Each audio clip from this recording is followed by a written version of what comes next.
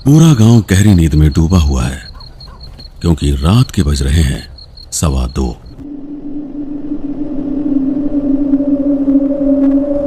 ये सुनसान ऊबड़ खाबड़ रास्ता वहां तक जाता है जहां जाने से लोग अक्सर घबराते हैं।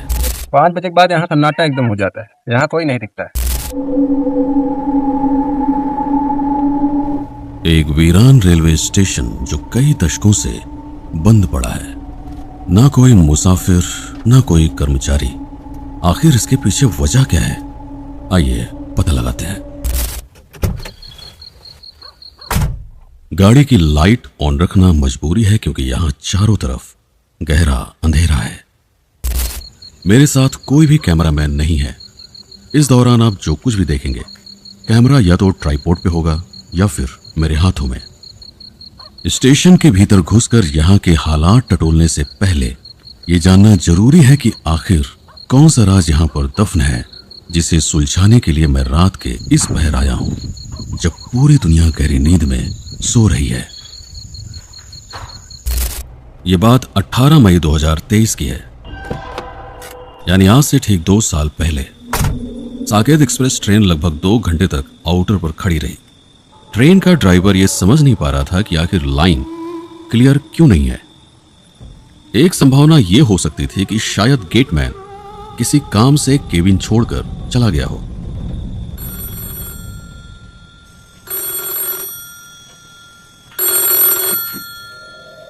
गेटमैन ने फोन पर बताया कि पास की रेलवे लाइन पर कुछ गांव वाले किसी चीज को देखने के लिए इकट्ठा हुए हैं। स्थानीय पुलिस के साथ जब आरपीएफ वहां पहुंची तो उस अनजान चीज को सावधानी के साथ रेलवे लाइन से हटाकर ट्रेन को जाने के लिए सिग्नल दिया गया।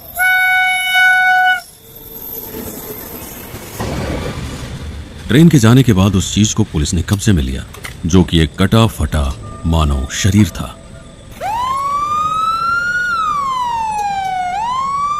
इस स्टेशन पर होने वाले हादसों में एक और फाइल पुलिस के पास जमा हो गई थी।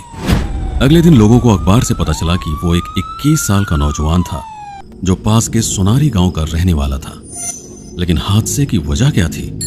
क्या उसने खुद से ऐसा किया था या किसी ने उसे ऐसा करने के लिए उकसाया था? कौन से गांव से हैं आप? ग्राम सोनारी। कुछ साल पहले आपके गांव का एक लड़का जी स्टेशन पर आकर कट गया था। हाँ, कट गया था। आखिर मामला क्या था? वो जो लड़का कट गया था कुछ दिमाग का मोटा था। बस वो लड़का पहले दुकान पे रहता था श्री रामगंज में। वो घर से कुछ झगड़ा झंझट हुई, लड़के को मार दिया था। बस उसी में टुंड दोनों भाई हुआ, यहाँ चला आया। तो क्या इसी तरह से कई हादसे अक्सर यहाँ पे होते रहते हैं? हाँ भैया, कटे बहुत है। से बैठ गया नहीं, खाली गाड़िया वही कट गया और जो गाड़िया चालू हो गया खड़ा। एक हादसा और आगे हुआ था लड़की का, वो भी कटी हुई थी। ये वाकया हुआ कैसे था? लड़की वाले में ऐसे था, ये रात की कटी हुई मिली थी, कोई था नहीं, लाश पड़ी हुई थी।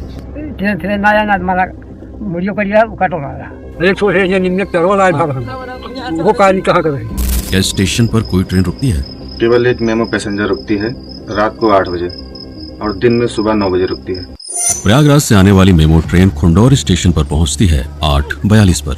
कुछ मिनट रुकने के बाद ट्रेन निकल पड़ती है अयोध्या की ओर।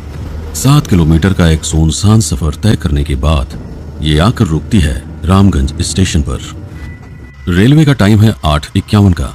यहाँ पर रुकने का आधिकारिक समय है सिर्फ 1 मिनट, लेकिन यहाँ से निकलते निकलते अक्सर 9 बज ही जाते हैं, क्योंकि स्टेशन पर कुछ लोग आते ही तभी हैं जब ट्रेन यहाँ पर खड़ी हो। अकेले यहाँ पर रुकना सभी को सुरक्षित नहीं लगता। आसपास के गांव में रहने वाले मजदूर, छात्र, दुकानदार और महिलाएं ज्यादातर इसका इस्तेमाल करते हैं शहरों तक पहुँचने के लिए। जिसको बहुत जरूरी जाना है, जैसे बच्चे हैं, स्कूली हैं, हाँ, वो स्कूल के लिए जाते हैं वहाँ इलाहाबाद पढ़ने के लिए। हाँ, जो साथ में गए पहुंचाने के लिए फिर वापस चले आए घर। लेकिन उसके बाद वहाँ कोई नहीं रहता है, कोई आदमी नहीं रहता है, और जंगल से भी आदमी को डर लगता है। अब जिसके नहीं पहुंचाने वाले हैं वो बिल्कुल नहीं जाएंगे ट्रेन से, इस स्टेशन पर आएंगे नहीं। यहाँ से अगला स्टेशन है 4.5 किलोमीटर दूर पीपरपुर। तो ट्रेन को यहाँ तक पहुँचने में लग जाते हैं लगभग 7 मिनट। इसलिए रेलवे की तरफ से रामगंज स्टेशन को बंद करने की सिफारिश की गई।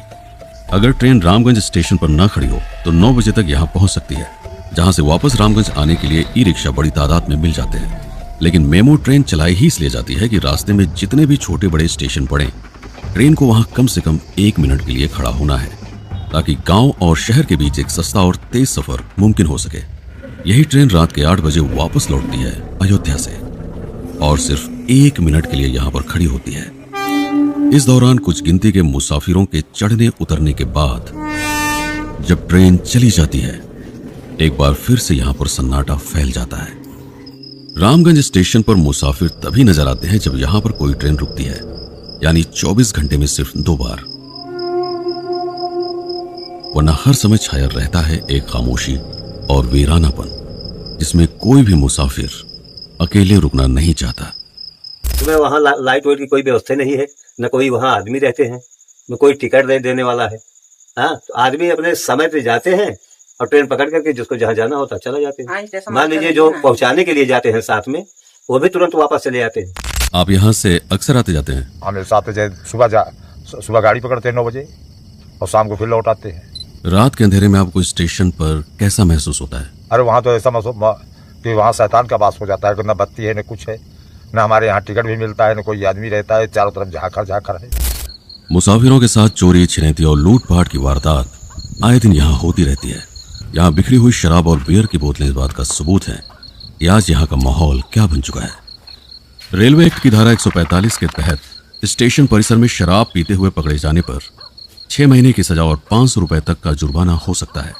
और जिसने ये खिड़की उखाड़ी है और दीवारों पर गालियां लिखी हैं, उन्हें भी जेल जाना पड़ सकता है, वो भी जुर्माने के साथ। ये कितने साल पहले की बात है जब यहाँ स्टेशन मास्टर भी थे और टिकट भी मिला करता था? ये कम से कम आपको 30-35 साल पहले यहाँ स्टेशन मास्टर थे, यहाँ झाड़ू बहारू वाले थे। तो उनके जाने की वजह क्या थी? चले इस गए थे, यहाँ डकैती पड़ गई थी। फिर क्या हुआ? उसके बाद कोई स्टेशन मास्टर आया नहीं। स्टेशन मास्टर के चले जाने के बाद ये इमारत एक गहरी खामोशी में डूब गई। न रेलवे ने किसी को भेजा, न ही किसी ने यहां आने की हिम्मत की। पता नहीं क्यों, शायद डर था या फिर लापरवाही, कोई नहीं जानता। लेकिन कुछ सालों बाद वीरान और लावारिस हो चुके इस स्टेशन पर जो भी हुआ, उसने आसपास के हर गांव को दहलाकर रख दिया। पहले देखिए लाइन का तो से लड़की आप कहाँ की है करना बता सके? लावारिस में पुलिस रोका लड़की है। ये कब की बात है? 10-15 साल से ऊपर है वो। हाँ, वो नहीं कमा ले जा कोई बड़े रहता है। अब वो कहाँ की लड़की थी, उसको ले आए थे और बहुत बुरी तरह उसके साथ, मतलब जो बंदे थे वो अपना पेश आए थे, बहुत बुरी थी। मुँह कपड़ में ढाई दिन बेचे तू कह रहे लोग कह रहे जला दे मुँह ढाई कपड़ा, उसी का बसर निकाल करके उसको जला दिए।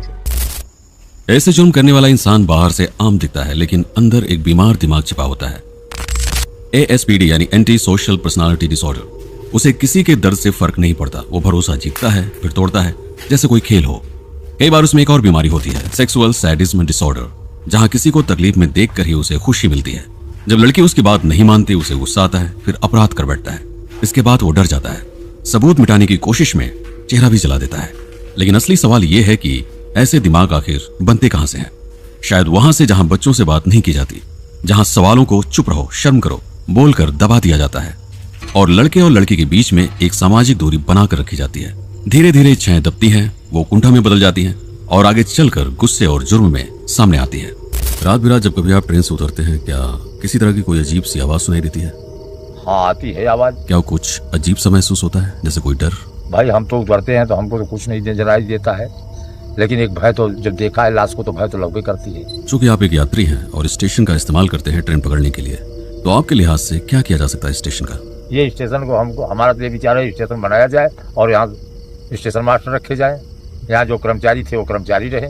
लाइट होनी चाहिए, दूसरा चीज जो है पानी की वहाँ व्यवस्था होना चाहिए, और तो ये समझ लीजिए कि इनको GRTF फार्म होना चाहिए, RTF फार्म होनी चाहिए। हाँ, स्टेशन के रौनक होना चाहिए, अच्छा स्टेशन बनना चाहिए, ये सब सारी सुविधाएं होना चाहिए। लेकिन यहाँ कोई सुविधा नहीं है।